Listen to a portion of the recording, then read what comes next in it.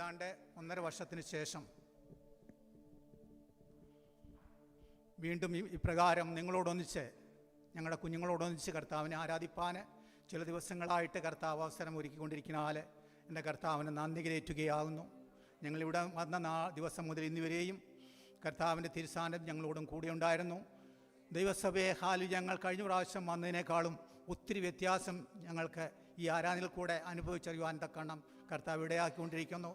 കർത്താവ് ഹല്ലേലൂയ, പരിശുദ്ധാത്മാവുള്ളതായ ആരാധന വീണ്ടും അതിശക്തമായിട്ട് നമ്മുടെ മധ്യത്തിൽ പ്രകടമാകുന്നതിന് വേണ്ടി നമ്മൾ ഓരോരുത്തരും ദിവസം വീണ്ടും നമ്മളെ തന്നെ താഴ്ത്തി സമർപ്പിച്ചാൽ ഈ ദേശത്തെ അടയ്ക്കുവാകുന്ന ഇരുട്ടിൻ്റെ ശക്തിയിൽ നിന്ന് ദേശത്തിന് വിടുതൽ ഈ സമമുഖാന്തരം ഉണ്ടാകുമെന്ന് നമുക്ക് ആശയോടെ വിശ്വാസന കണ്ണുകളാൽ അത് കണ്ട് നമുക്ക് ദൈവത്തെ മാറ്റപ്പെടുത്തുവാൻ തക്കണം വരുന്നാൾ ഇടയായി തീരട്ടെ എന്ന് കർത്താവിനോട് നമുക്ക് പ്രാർത്ഥിക്കാം. ഹല്ലേലൂയ.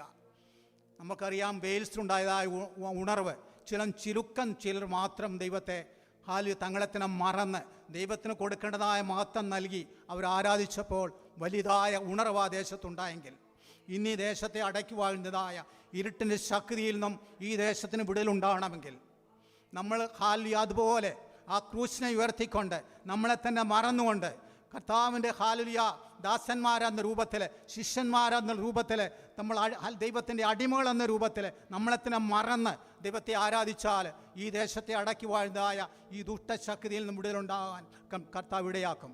കുടുംബമില്ലാതെ എത്രയോ അനേക മാതാപിതാക്കൾ കുഞ്ഞുങ്ങളോട് യാതൊരു ബന്ധമില്ലാത്ത രീതിയിൽ ഈ ലോകം മുന്നോട്ട് പോയിക്കൊണ്ടിരിക്കുകയാണ്. ഇതിനെല്ലാം ദേശത്തിന് വിടലുണ്ടാകണമെങ്കിൽ ചെറുപ്പക്കാരായ നിങ്ങളും ഈ സഭയിലുള്ളതായ ഈ ആരാധനയ്ക്കും മാറ്റം ഉണ്ടാകുമെങ്കിൽ തീർച്ചയായിട്ടും ദൈവം ഹല്ലേലൂയ ഈ അവസ്ഥയ്ക്ക് മാറ്റം നൽകും. ഹല്ലേലൂയ.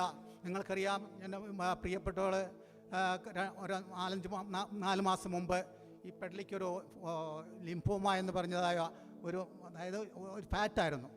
അത് വന്നിട്ട് വളർന്നിട്ട് അത് ഇങ്ങോട്ട് ഷിഫ്റ്റായിട്ട് ഈ നമ്മുടെ ഫുഡ് പൈപ്പിനോടും റെസ്പിറേഷൻ പൈപ്പിനോടും ഒക്കെ വന്നിട്ട് അത് പ്രസ് ചെയ്തു.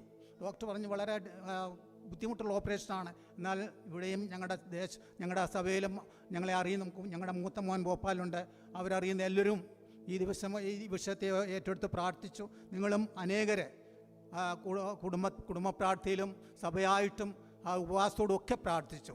ആ പ്രാർത്ഥന മുഖാന്തരമായിട്ട് യാതൊരു വിധമായ ബുദ്ധിമുട്ടും കൂടാതെ അതിൻ്റെ ഓപ്പറേഷന് ശേഷം സൗണ്ട് ചിലപ്പം കിട്ടത്തില്ലെന്ന് പറഞ്ഞായിരുന്നു. അത് ദൈവം അതൊന്നും ഒരു കുറവില്ലാതെ വണ്ണം അതെല്ലാം വളരെ അനുഗ്രഹമായിട്ട് അത് നടത്തി തന്നു. നിങ്ങൾ പ്രാർത്ഥിച്ചു. നിങ്ങൾക്ക് ഓരോരുത്തർക്കും അകമഴിഞ്ഞതായ നന്ദി ദൈവനാഥത്തിൽ ഞങ്ങൾ രേഖപ്പെടുത്തുകയാണ്. ഹല്ലേലൂയ. കുഞ്ഞുങ്ങളോടൊപ്പം ഈ ദിവസങ്ങളെ ആയിരിക്കുന്നു, നിങ്ങളോടൊന്ന് അയച്ചിരിക്കുന്നു. അതൊക്കെയും ഹല്ലേലൂയ ദൈവനാമ മഹത്വത്തിനായി തീരുവാൻ തക്കം കർത്താവ് ഇടയാക്കട്ടെ എന്ന് ഹല്ലേലൂയ ഞാൻ ആശിക്കുകയും പ്രാർത്ഥിക്കുകയും ചെയ്യുന്നു. നമ്മൾ ഇന്ന് വായിച്ചതായ സങ്കീർത്തന ഭാഗം ഹല്ലേലൂയ ദാവീദ് എഴുതിയ ഒരു സങ്കീർത്തനമാണല്ലോ. തൻ്റേതായുള്ളതായ റിജക്ഷൻ്റേതായുള്ളതായ മധ്യത്തിൽ താൻ ഹല്ലേലൂയ മാതാപിതാക്കൾ തിരസ്കരിക്കപ്പെട്ടതാണെന്ന് നമുക്കറിയാം. സങ്കീർത്തനങ്ങൾ 27 10 വാക്യം വായിക്കുകയാണെങ്കിൽ എൻ്റെ അമ്മയും എൻ്റെ മാതാപിതാക്കൾ എന്നെ ഉപേക്ഷിച്ചു, എന്നാൽ ദൈവം എന്നെ തള്ളി. ഒന്ന് വായിച്ചു നോക്കിയാൽ അത് ആ മൈക്കൊന്ന് കൊടുത്താൽ നല്ലതായിരിക്കും. എൻ്റെ അപ്പനും അമ്മയും എന്നെ ഉപേക്ഷിച്ചിരിക്കുന്നു, എങ്കിലും യഹോവ എന്നെ ചേർത്തുകൊള്ളും. യഹോവ എന്നെ ചേർത്തു. ഹല്ലേലൂയ.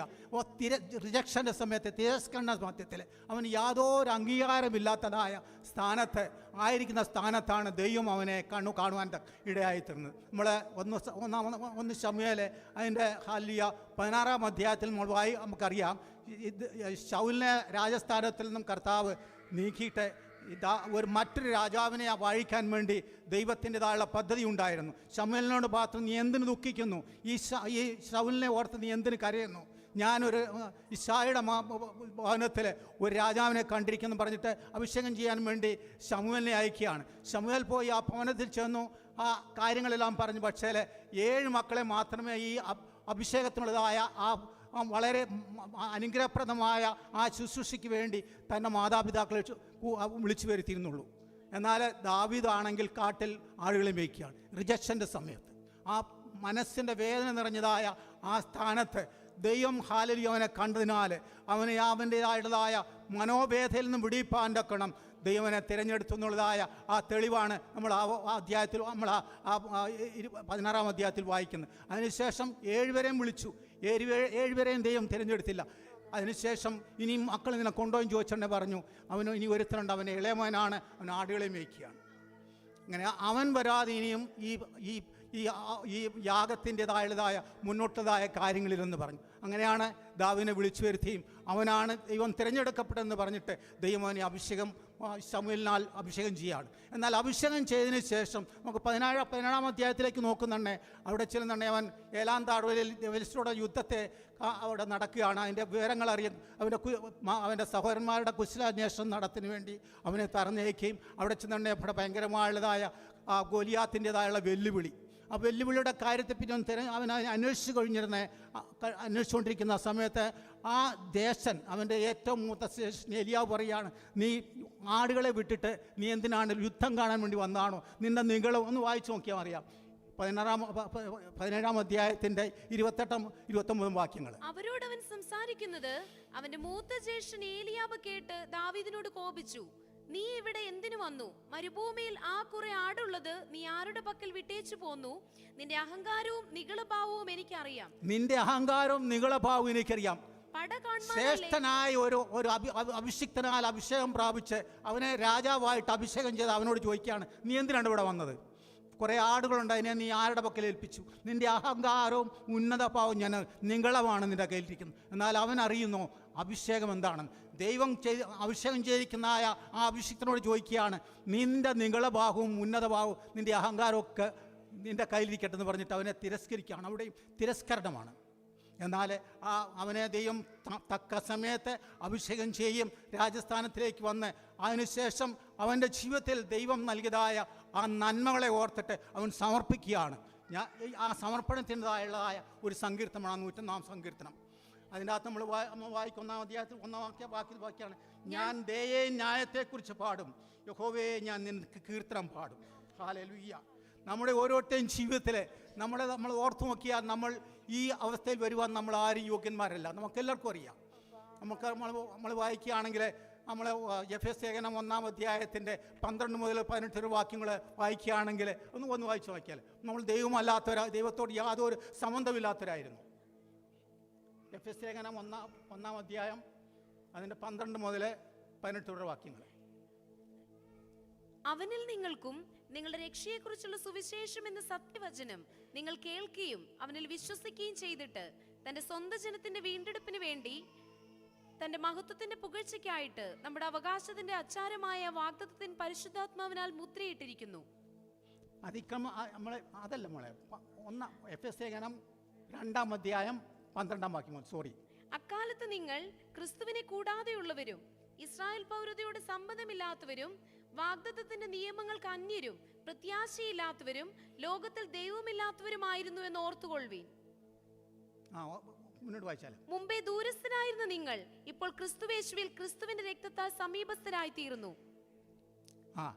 അവൻ നമ്മുടെ സമാധാനം, അവൻ ഇരുപക്ഷത്തെയും ഒന്നാക്കി ചട്ടങ്ങളും കൽപ്പനകളുമായ ന്യായപ്രമാണത്തെ ശത്രുത്വം ജഡത്താൽ നീക്കി വേർപാടിന്റെ നടുച്ചുവരലെ ഇടിച്ചു മാറ്റി സമാധാനം ഉണ്ടാക്കിക്കൊണ്ട് ഇരുപക്ഷത്തെയും തന്നിൽ ഒരേ പുതു മനുഷ്യനായി സൃഷ്ടിപ്പാനും ക്രൂശിന്മേൽ വെച്ച് ശത്രുത്വം ഇല്ലാതാക്കി. നമ്മുടെ ശത്രുക്കളായിരുന്നു. ആ സ്ഥാനം നമ്മൾ ഓർക്കണം. ആ സ്ഥാനത്ത് നമ്മുടെ സ്നേഹസ്വരൂപനായ യേശുനാഥൻ നമ്മൾക്ക് വേണ്ടി കാൽവറിയിൽ തൻ്റെ ജീവനെ നൽകിയിട്ട് നമ്മൾ ശത്രുക്കളായിരുന്നു നമ്മളെ ദൈവത്തിൻ്റെ മക്കളായിട്ട് നമ്മളെ തീർത്തു. ആ ദൈവമാണ് നമ്മുടെ ദൈവം. ഈ സ്ഥാനത്ത് നമ്മളും ഓരോരുത്തരും നമ്മൾ ഈ അവസ്ഥയിൽ ഓർത്തുകൊണ്ട് നമ്മുടെ കർത്താവ് നൽകിയിരിക്കുന്നതായ തിരുവചനത്തെ നമ്മൾ അനുദിനം അതിനെ പൂർണ്ണമായിട്ടും അനുസരിച്ചുകൊണ്ട് നമ്മൾ കർത്താവിന് വേണ്ടി പ്രയോജനപരമായ ജീവിതം നയിക്കണമെന്നാണ് ഈ വചനത്തിൽ കൂടെ നമ്മളും ആ ദാവീദിനോടുകൂടി എപ്പോഴും അതുകൊണ്ടാണ് ഞാൻ ദയയെയും ന്യായത്തെയും കുറിച്ച് പാടും, യഹോവയെ ഞാൻ നിനക്ക് കീർത്തനം പാടും, ഞാൻ നിഷ്കളങ്ക മാർഗത്തിൽ ശ്രദ്ധ വയ്ക്കും. എപ്പോൾ നീ എൻ്റെ അടുക്കൽ വരും, ഞാൻ എൻ്റെ വീട്ടിൽ നിഷ്കളങ്ക ഹൃദയത്തോട് പെരുമാറും. നമ്മൾ ദയയും ന്യായത്തെയും കുറിച്ച് പാടുന്ന വെച്ചാൽ അത് സങ്കീർത്തനങ്ങൾ 89 അതിൻ്റെ 89-ൻ്റെ 14-ാം വാക്യം ഒന്ന് വായിച്ചു നമ്മളെ.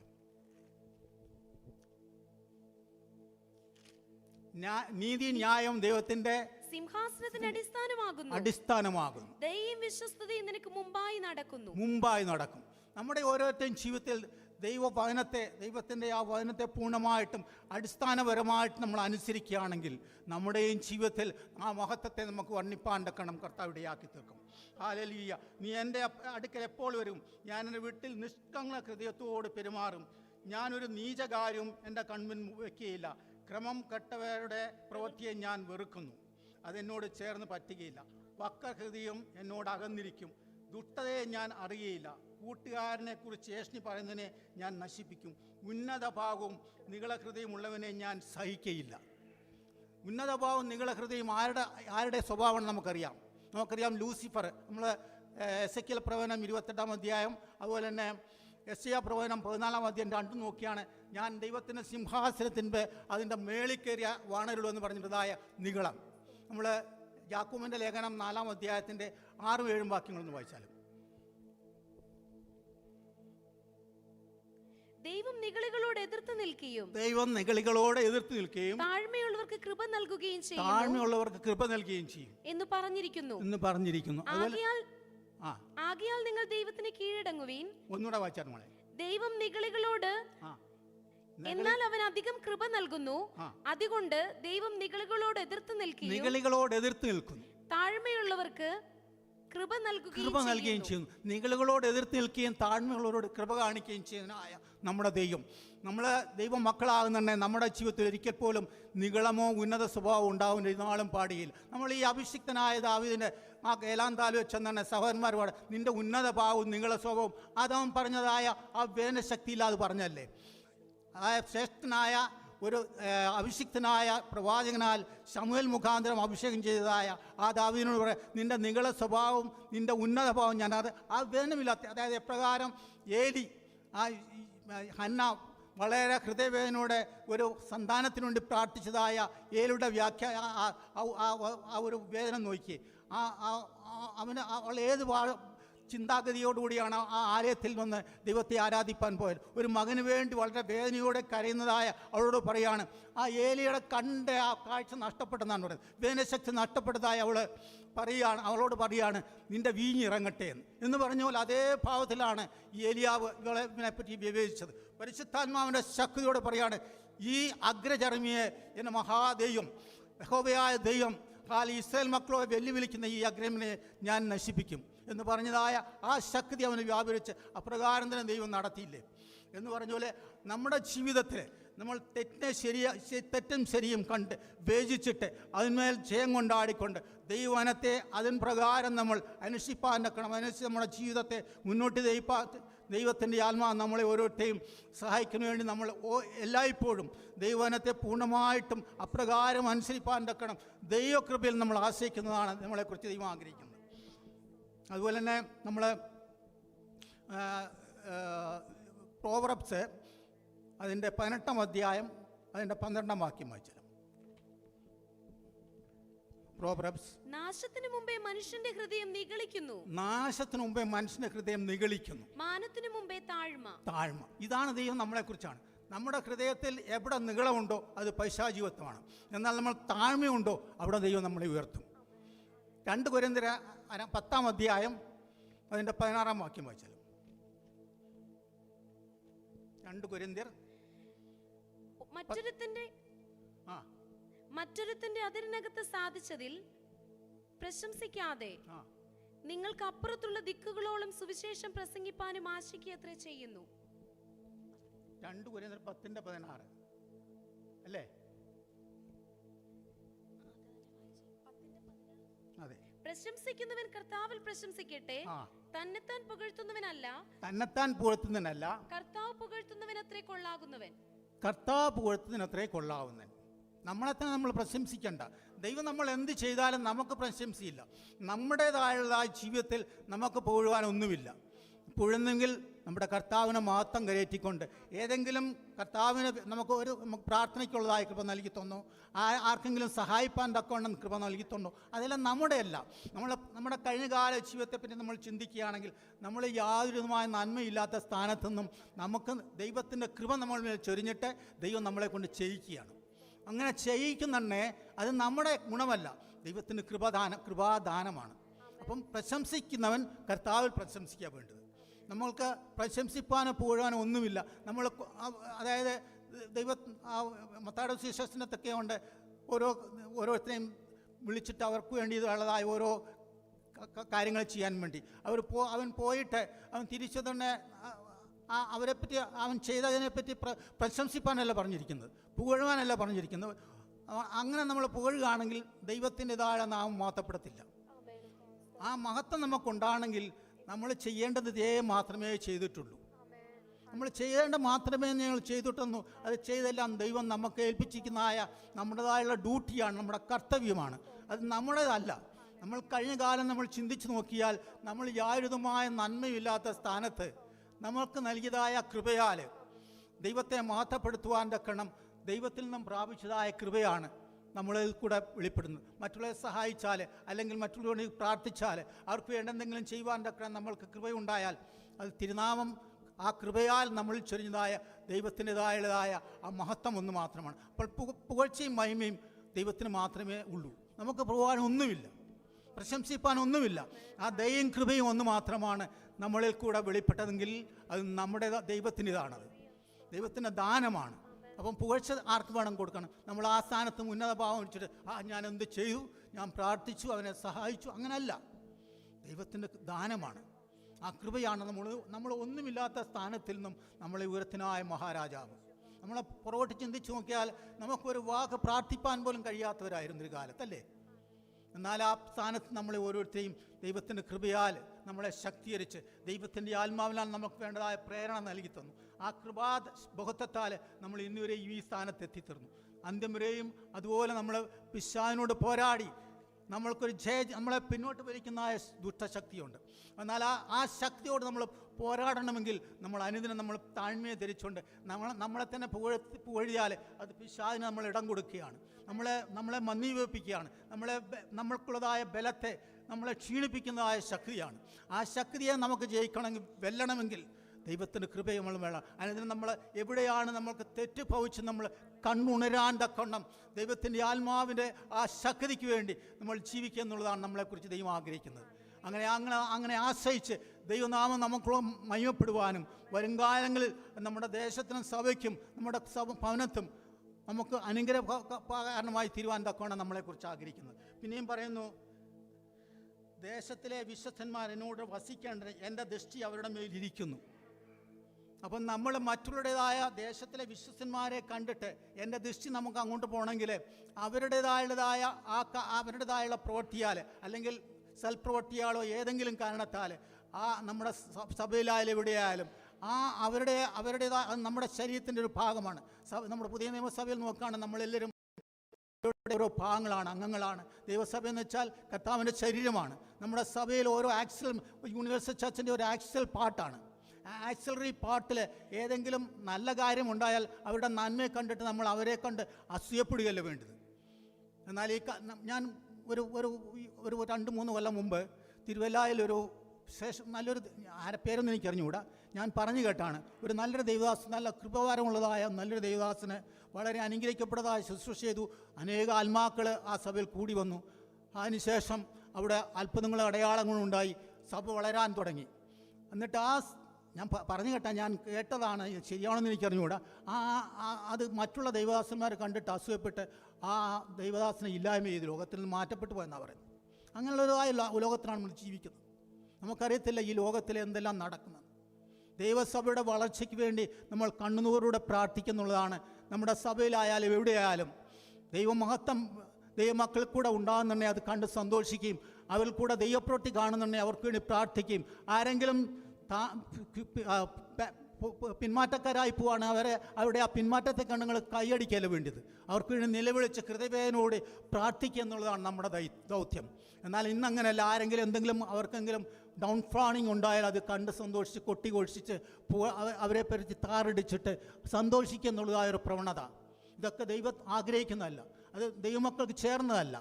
ദൈവമക്കളുടേതായുള്ളതായ ആ ഹൃദയവേദന എന്ന് വെച്ചാൽ ആരുടെയെങ്കിലും ജീവിതത്തിൽ എന്തെങ്കിലും കുറവുണ്ടെങ്കിൽ അവരെ വിളിച്ചിട്ട് പേഴ്സണലായിട്ട് പറയാം. അത് മറ്റുള്ളവരോട് പറഞ്ഞിട്ട് ആ വ്യക്തിയെ നമ്മൾ അവരെ നമ്മൾ കുറച്ച് അല്ലെങ്കിൽ അവരെ കുറിച്ച് അവരെ കുറിച്ച് മറ്റുള്ളവർ പറഞ്ഞ് സന്തോഷിക്കാൻ പാടില്ല. അത് ദൈവമക്കൾക്ക് ഒരിക്കലും ചേർന്ന് ദൈവം ആഗ്രഹിക്കുന്നതല്ല.